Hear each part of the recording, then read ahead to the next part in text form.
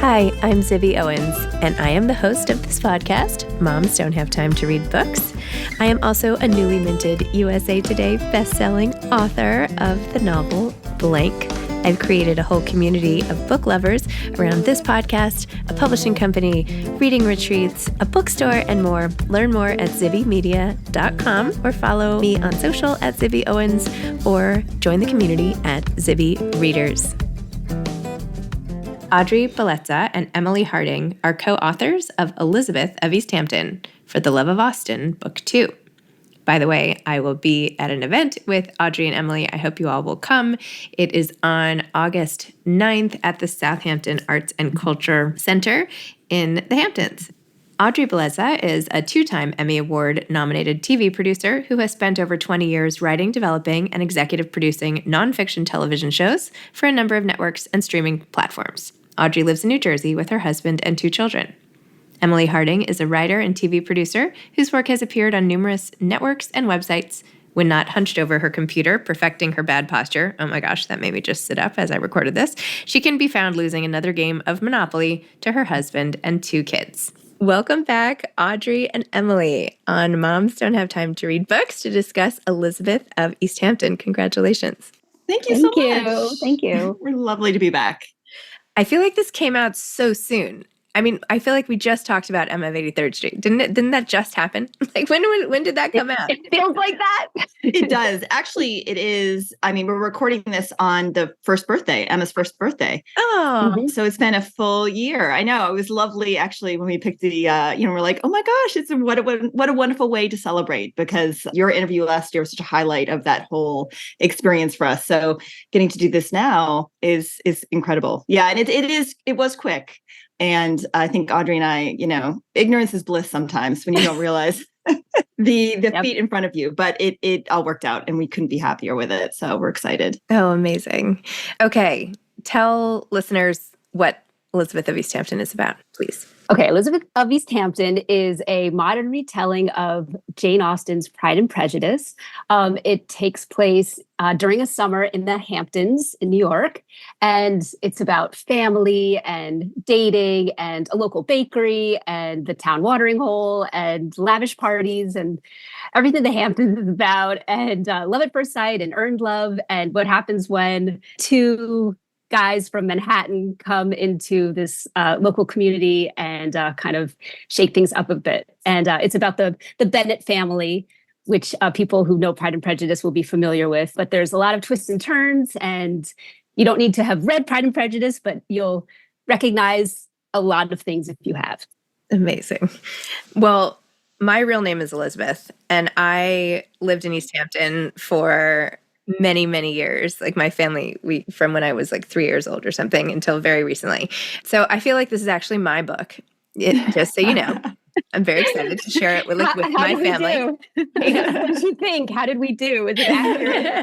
I mean, I'm not saying I'm like this character having read it, but it's fine. Anyway, it's just great. And I loved all the places, but you changed all the names and made them sort of fictitious. So I feel like the bakery is a version of Dreezen's. Was that what you were going for?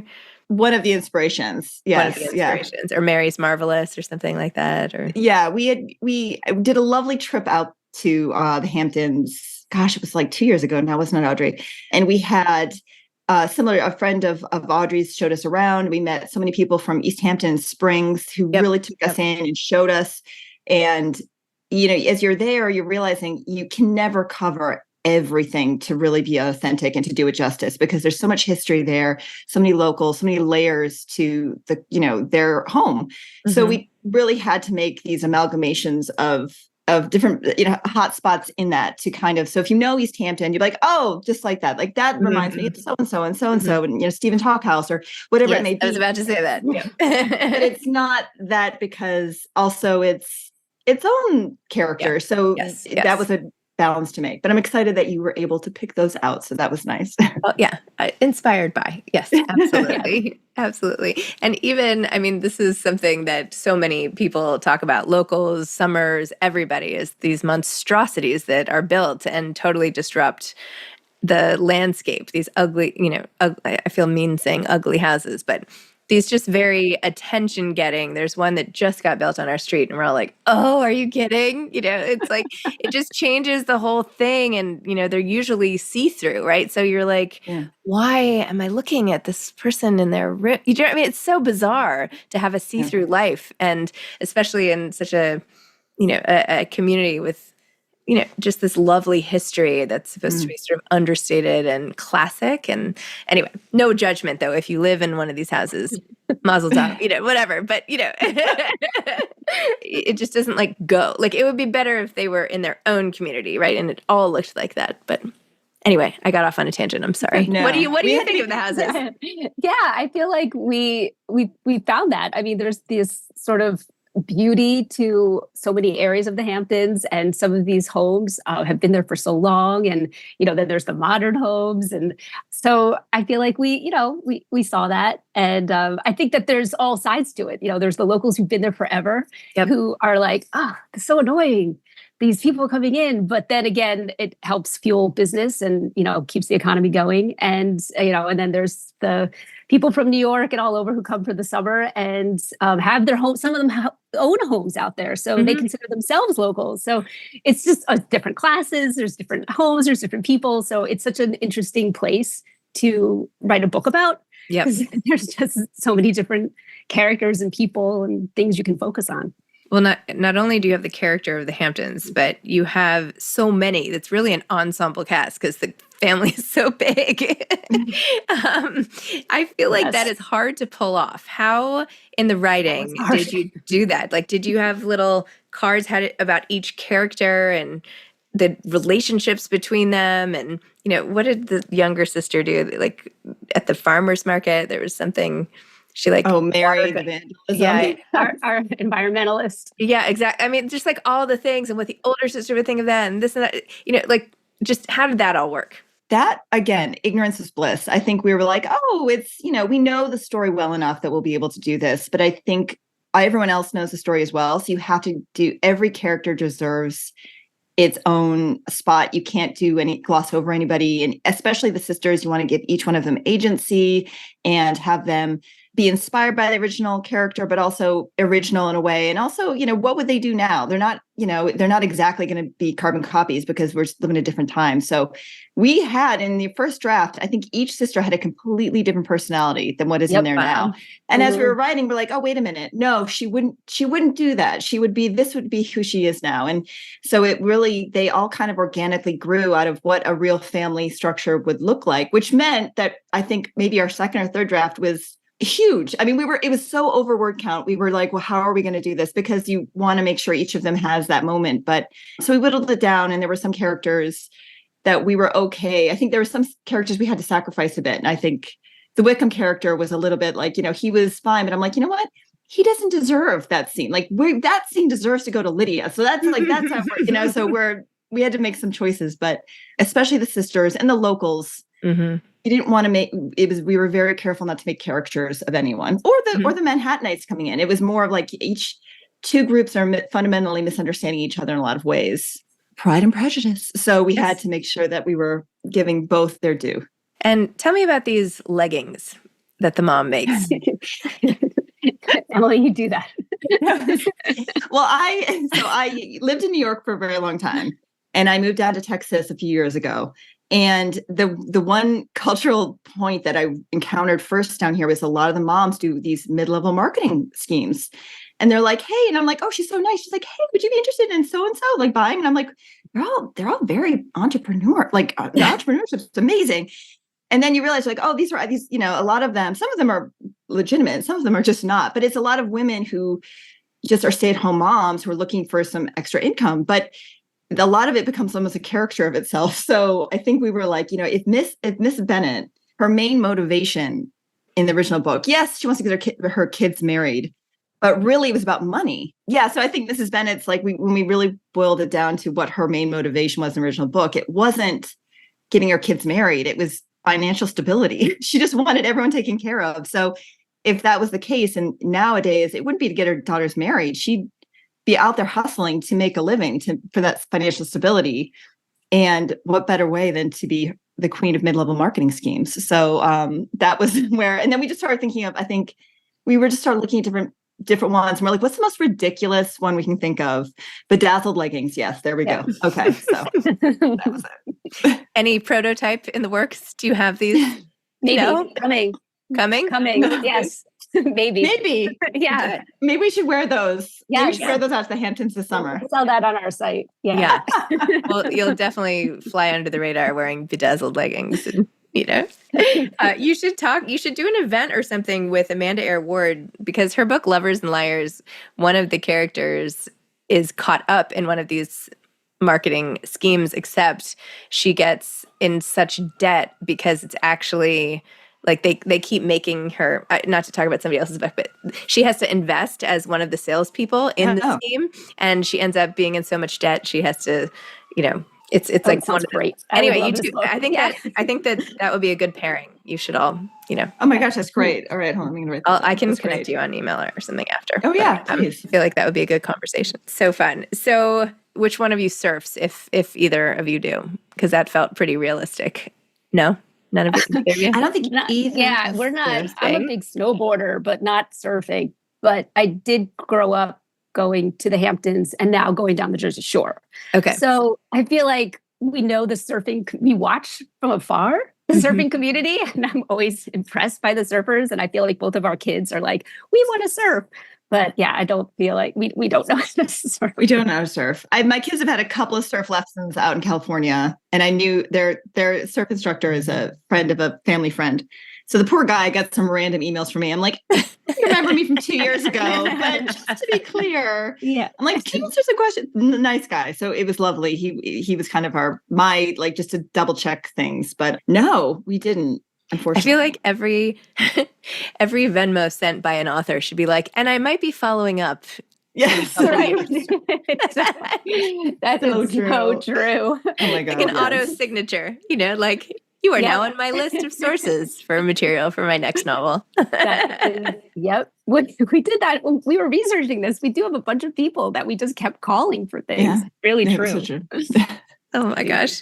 I'm always so interested in how two different people can write the same book. So how did you two do this one? Well, now we have a bit of a system because we learned by happy mistakes with Emma, and not all mistakes, all good stuff. But I feel like with Elizabeth, we were like, okay, we know our location, we know what book we want to do. Let's go visit. So we went and we visited and we did all our research, and then we kind of do a lot of brainstorming on Zoom, and then we have like Google Docs, and we have a TV background, so we're used to working together in television.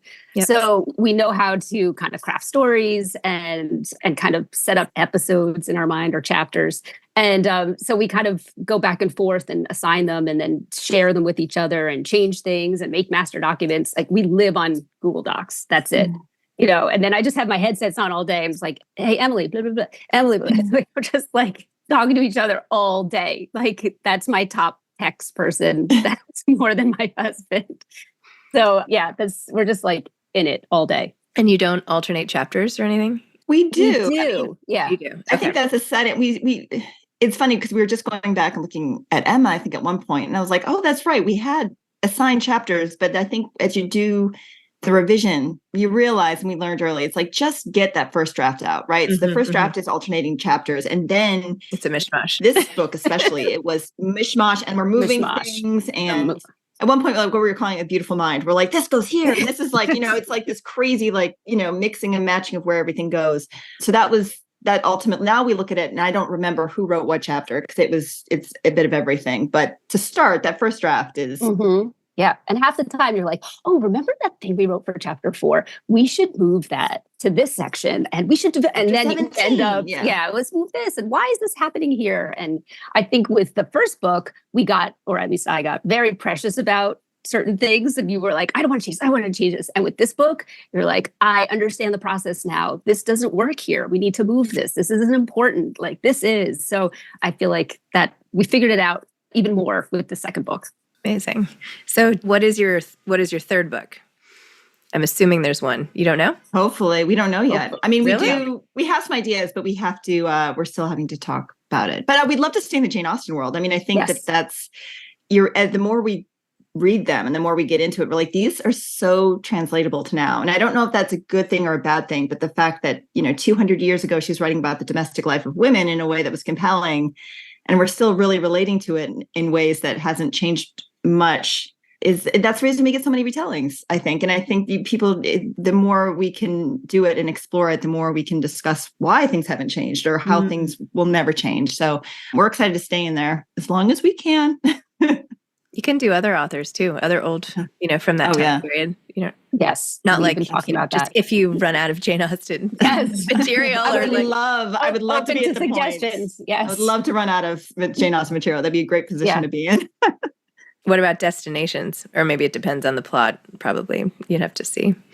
I feel like we do love this New York world. So, but then, maybe branching out a little bit, but I think we both lived in New York for so long, and, I feel like everything about the city we kind of gravitate towards. So I think we'd like to stay in that coast, in East Coast, maybe.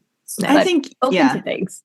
And I think it's also much easier, and in a way that we didn't appreciate with Emma, that New York really reflects that Regency England in a way that you have classes smushed together and they're forced to interact. Because especially now in Texas, I realized it's very segregated. You have very wealthy communities that do not want to interact with anyone else, and people don't leave their small neighborhoods. So you don't have these kind of smashing together of disparate socioeconomic, communities in a way that you do in New York. So I think that that's just a really interesting thing to explore via Jane Austen. And so I think that we fell into that by accident, but it was a happy accident. So we're happy to continue to exploit it. What part of Texas are you in? Dallas. Oh, I was just there. Yes. I literally was I was about to get in my car to come down and see you. And my daughter's like, are you coming to my orchestra show? And I was like, are you kidding me? And then I was like, are you your final orchestra show? By the way, the kids' last day of school is today. It's not tomorrow. I just realized this. Oh, I know. My gosh. We're so different up here. I'm so behind. Anyway, but yes, I was like, okay. We had a concert last night. It's this time of we year. had ours last week. Yes, I just feel behind the 8 ball. But she did wait until an hour and a half before. And I was like, okay, great. Oh, all yeah. right, fantastic. She did not have a crisp white shirt. Yep. Oh, yeah, exactly. She's like, I have to wear all black. And I was like, white shirt, black. Nope, we don't have it. Yesterday, we need black shoes. I was like, what? Where? What? What? It's 8:30 in the morning. Like, I'm busy. No. So, No. Yeah, we're all there. Sending desperate texts. Hey, could someone find a pair of black sneakers? Oh my gosh. Love parenthood. Love it. Love it. And then my daughter's like, I'm like, oh, we're going to the dentist after school. And she's like, could you give me a little more warning? And I'm like, I completely forgot. Like, you think I knew? I didn't know either. You're lucky I even remembered. That's why, when they're like, when they make requests about when they're reminded of things. And I was like, you're lucky. I'm even, I even made the appointment for you. Like, I feel like that. I'm like, it's hilarious. Yeah. How do your kids feel about your books? They love it. I feel like they all think, oh, well, at least mine think, oh, I can write a book. Like, why can't I write a book? So, they're both my son's working on a Hamilton book because we saw Hamilton, my little one, for school. And then my older one is like trying to write fantasy novels. So they're all, I feel like they think this is a possibility, which is the coolest thing to see your mom doing something. Or, I had taking, when we first started writing, we couldn't get jobs because of COVID, and, there wasn't a lot of TV jobs. And we just kind of fell into this and started writing together, and to kind of take a situation that wasn't so great and turn it into something that's amazing and hopefully being kind of successful in it. I feel like that's a great thing for our kids to see. So, yeah. Mm-hmm. And it's also really nice and interesting that my kids at least don't see it as a novelty. I think as we started when they were so young, that it's like, they're like, oh, okay, you got another book. Like, it's not, it's just what mom does. And I think that that's lovely and also very humbling in a way. You're like, no, you don't understand. This is really cool. And they're like, okay, mom. But I think that it's interesting that that's just who I am and what I do. And I think that is lovely because, like Audrey said, it makes everything that they want to do more attainable in a way that I don't even think they appreciate, but I think me and my husband definitely do. So, yeah. Even like access to other authors. I'm like, you guys don't understand. Yes. This would have been my dream come true. I mean, it's my dream come true now, but for them, So true. Are there books do you have the same reading taste in books, the two of you? Yeah, sometimes. Sometimes there's some overlap. Yeah. Yeah. I feel like there's so many little genres. So I think in general, like my husband would be like, yeah, you guys read the same books. I'm like, oh no. I like magical realism and Emily likes, so I feel like, but they're all this, there's all like, usually a happy ending and, some kind of love story, I think usually, and I tend to gravitate a little bit more towards fantasy, but yeah, I feel like, but we do recommend books to each other and TV shows and, just media in general. Like you have to check this out. So I feel like we're kind of always recommending things to each other. Wouldn't you say? Absolutely. I think so. And I think there's always, because we have a lot of overlap, the Venn diagram is almost close, but there is some things on the outskirts that we don't share, but that's, I think, good because I find things via you that you would never, so I think it's great. And I think the more actually that we read similarly, and also apart, it makes what we're writing more interesting. I think, as we're coming up with other ideas that we want to do in the future, you can see that we're evolving in what we like, but us coming together, it's really cool to see how it kind of evolves. Stories evolve together. And I think most writers, I think both of us found writing because we were doing it on our own and you're just talking to people in your own head. It's just a very solitary exercise. And I think doing it with Audrey means we get to just brainstorm together. And really, that just means it's like 4 or 5 hours on Zoom, like just like chatting about nothing. And then I'm like, that was work. And it was. It ended up being something that's really important. So it's nice. When you tell an old story and then you're like, wait, maybe we should use that. Yeah. Like, okay. I can't believe talking to you guys is work. I mean, this is like ridiculous. Yeah, I can't. What a great job. This whole thing is just like, when is the gig going to be up? Right. Just keep it going. Keep it going. Yeah. It's a tough day. I have to have like a lot of conversations with people I really like. Oh, what was me? I don't know. Really. Yeah. It's rough podcasting. So what advice would you both have for aspiring authors? Gosh, I think the number one thing we have learned during this process is do not, and I think that we, especially with Emma, is that you just write something, you're like, this is it. This is great. And I think that also means that a lot of authors, especially who are just getting into it, get really frustrated because maybe that first attempt wasn't exactly what they wanted it to be or something like that. And I think Neil Gaiman was asked how much of your first draft makes it into your final novel. And he's like, I think he was like 2%. Like, it's like, there's not, you have to give yourself some grace. And I think that's the one thing I've learned through this process. And I would tell any author is like, give yourself grace. Like the first draft isn't supposed to be good. It's not supposed to be great. And your writing now is not going to look like you're writing in a year. So just, it's not a destination. It's a journey of being a writer and getting better and evolving. So just keep writing. It seems very basic, but I think just that idea of just writing, whether or not you think anyone's going to read it, just write and you will get better, and read as well, I think. And I feel like what I learned through this book too is that, when you have beta readers, they're so helpful to have someone read them over. Mm-hmm. And I feel like we talked about this too, Emily, like that, it's so helpful when people tell you what is wrong, but they don't need to give you suggestions on how to fix it. Like they just need to be like, I don't get this part. So I think that's helpful. So when you give someone something to read, you're like, I don't want you to change this, or I don't want your ideas, but I want you to tell me where this doesn't make sense. Just put a big like question mark or an X or something. Then you can say, oh, the story's not making sense. I will fix it how I want, but I want to know that this isn't resonating the right way. So I feel like that we learned. Yeah. Listen when someone tells you what's not working, and then stop listening when they tell you how to fix it, I think is like what we had heard. And it's so true. It's like, you will know how to fix it because you know your story better than anyone, but other people have that objectivity being like, this isn't working. And there were a couple of points in this book where we were like, it's fine. Yeah. And your mom, Audrey, Elizabeth, was like, this actually might not be working. And she was right. And we fixed this part. And I think the book is 100 times better because of it. Mm-hmm. So yeah, that's really true. That is also good life advice, right? Yes. Yes. Yes. That is, that really is. Oh my gosh. That hit hard on a Thursday morning. You're right. Thank you. Oh my gosh.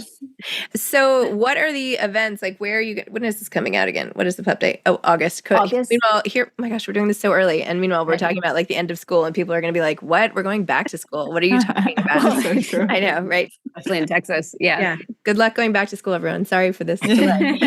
In August, where are you going to be? Where can people find you?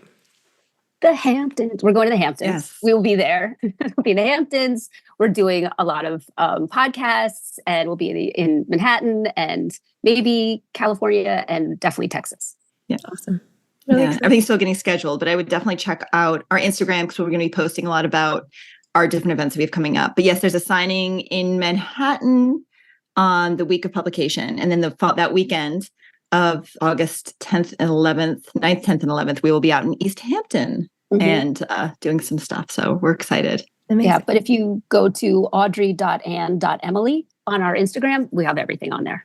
I feel like I follow you both separately. Oh, no. You do. I think you do follow separately, but I do also follow. Do I? Okay, good. I'll double check.